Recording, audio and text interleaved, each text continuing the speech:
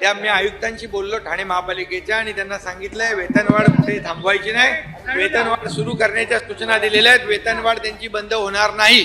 वेतनवाढ ही शिक्षणावर आधारित नसून माय मराठीला प्रोत्साहन देण्यासाठी दिली होती असं ठामपणे सांगत मराठीमधून MA करणाऱ्या कर्मचाऱ्यांची वेतनवाढ बंद होणार नाही असा शब्द शिंदे साहेबांनी दिलाय. मराठी भाषा हेच आपलं अस्तित्व असून तिच्या संवर्धनासाठी शिंदे साहेबांनी नेहमीच महत्वाची भूमिका निभावली. त्यांनी सतत पाठपुरावा करून माय मराठीला अभिजात भाषेचा दर्जा मिळवून दिला. मराठीला अधिक समृद्ध करण्यासाठी मराठी भाषा भवन उभारले. आता सर्व सरकारी कार्यालयात मराठी अनिवार्य केली असतानाच 98वे मराठी साहित्य संमेलन दिल्लीत पार पडले आणि दिल्लीचेही तख्त राखतो महाराष्ट्र माझा हे पुन्हा एकदा सिद्ध झाले.